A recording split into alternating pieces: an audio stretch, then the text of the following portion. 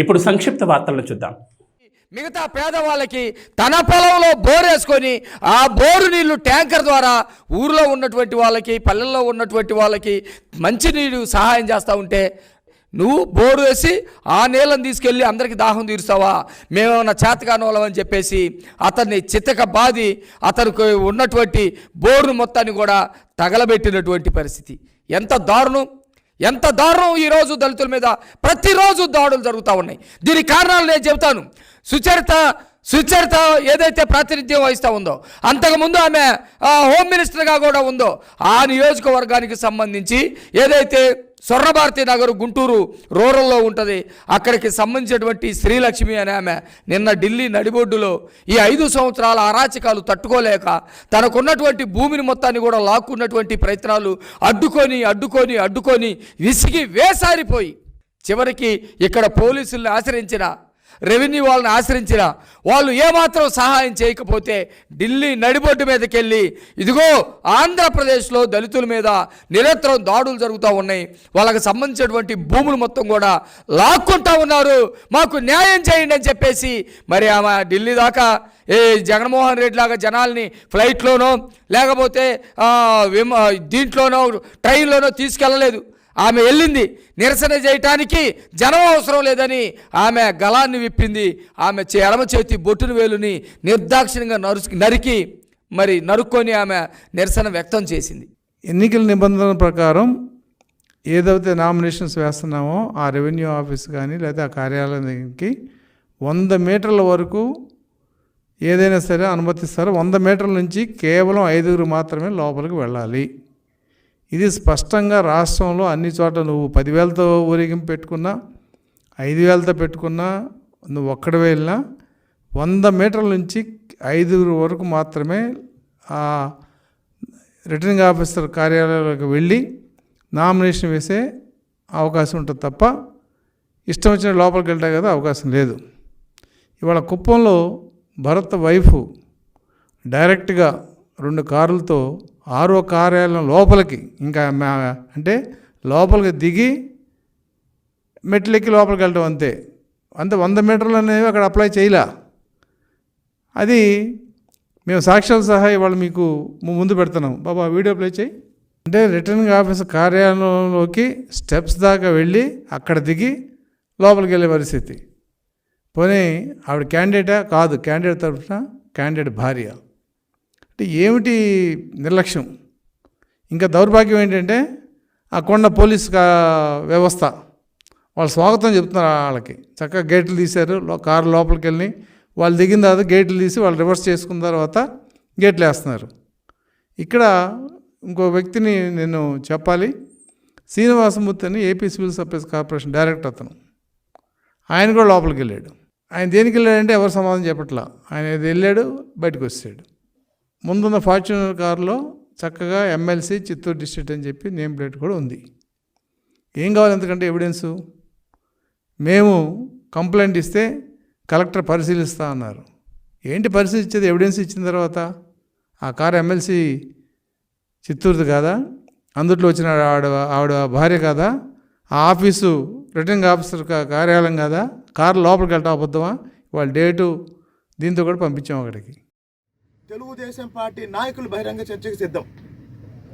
మరి వైఎస్ఆర్సీపీ నాయకులు బీసీల అభివృద్ధికి, బీసీల సంక్షేమానికి ఏం చేశారో బహిరంగ చర్చకి సిద్ధమా?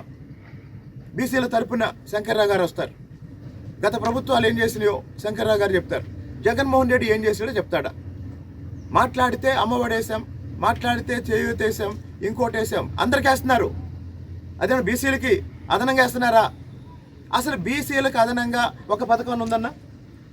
ఎస్సీలకు అదనంగా గతంలో ప్రభుత్వాలు అభివృద్ధి చెందిన వాళ్ళకి ఇచ్చే పథకాలతో పాటు బాగా వెనుకబడిన ఎస్సీ ఎస్టీ బీసీలకి అదనంగా కొన్ని పథకాలు ఉండేవి.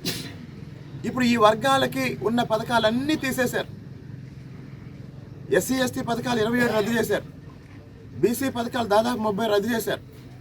కాబట్టి చాలామందికి అర్థం కాని విషయం ఏంటంటే జగన్మోహన్ రెడ్డి పరిపాలన వల్ల ఎక్కువ నష్టపోయేది ఎస్సీలు, ఎస్టీలు, బీసీలు, మైనార్టీలు. ఎందుకు అంటే ఈ 5 సంవత్సరాలు కార్పొరేషన్ల ద్వారా ఇచ్చే వేలాది కోట్ల రూపాయలు రద్దు చేశారు. అంటే ఇక సప్లాన్ లేదు, ఎస్టీ సప్లాన్ లేదు, ఎస్టీ సప్లాన్ లేదు, బీసీ సప్లాన్ లేదు, ఏ సప్లాన్ లేదు.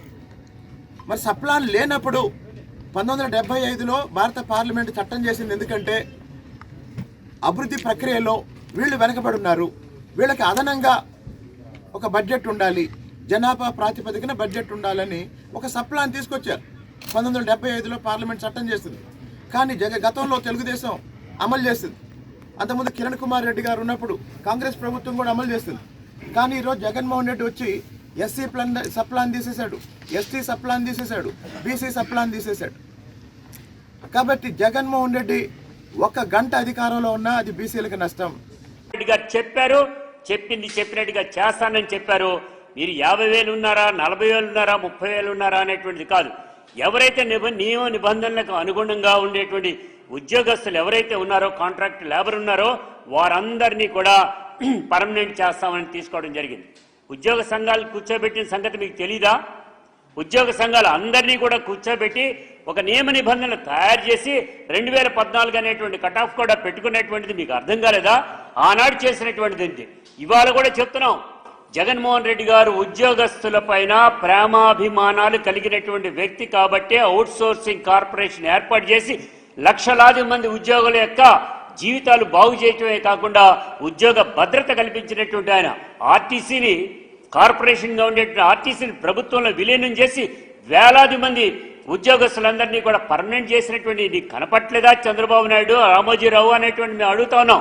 ఇదే కాదండి, ఇవాళ దీనిలో కూడా మీరందరూ కూడా తెలిసినటువంటి విషయం, ఈ ఉద్యోగ సంఘాలన్నీ కూర్చుని నియమ నిబంధనలు తయారు చేశారు. అదే గనక కాదు అనుకుని కనుక ఈయన మొత్తాన్ని కనుక కళ్ళు మూసుకుని మొత్తం అందరినీ కూడా చేసినట్లయితే ఇదే రామోజీరావు, ఇదే చంద్రబాబు నాయుడు అడ్డగోలుగా ఇచ్చేశారు, మీ ఇళ్లలో వాళ్ళకు కూడా ఇచ్చారనేటువంటి మాట మాట్లాడుతున్నారు. ఒక ప్రభుత్వ సంస్థలో ఉన్నప్పుడు, ఒక ప్రభుత్వాన్ని నడుపుతున్నటువంటి పద్ధతిలో ఒక నియమ నిబంధనల ప్రకారంగా వెళ్లేటువంటి స్థాయి జగన్మోహన్ రెడ్డి గారికి ఉన్నది కాబట్టి అందరు ఉద్యోగస్తుల్ని ఒప్పించి ఈ రకంగా తీసుకోవడం అనేటువంటి జరిగింది. ఇంకొక చిన్న విషయం చెప్పాలి, ఎస్సీ ఎస్టీ ఉద్యోగస్తులకు సంబంధించినంత వరకు ఆయన మాట్లాడతాడు. అధికారంలోకి వచ్చిన తర్వాత 14,219 పోస్టులని, టీచర్ పోస్టులని ముఖ్యమంత్రి జగన్మోహన్ రెడ్డి గారు నియామకం చేస్తే మీ హయాంలో 0.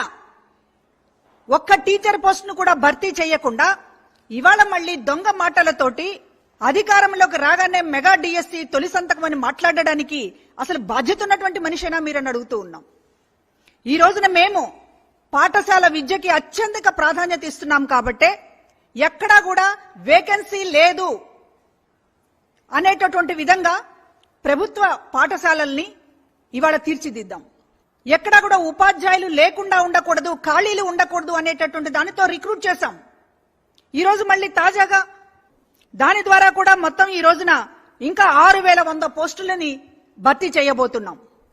మొత్తం ఈ రోజున జగన్మోహన్ రెడ్డి గారు 20,319 టీచర్ పోస్టులని ఈ రోజు నియమిస్తుంటే ఒక్క టీచర్ నియామకం కూడా జరగకుండా ఇవాళ మెగా డిఎస్సి మొదటి సంతకం అని మాట్లాడడం అనేటటువంటిది ఇది ఎంత బాధ్యతారాహిత్యమో ప్రజలకు అర్థం కావడం లేదని అనుకుంటున్నారా?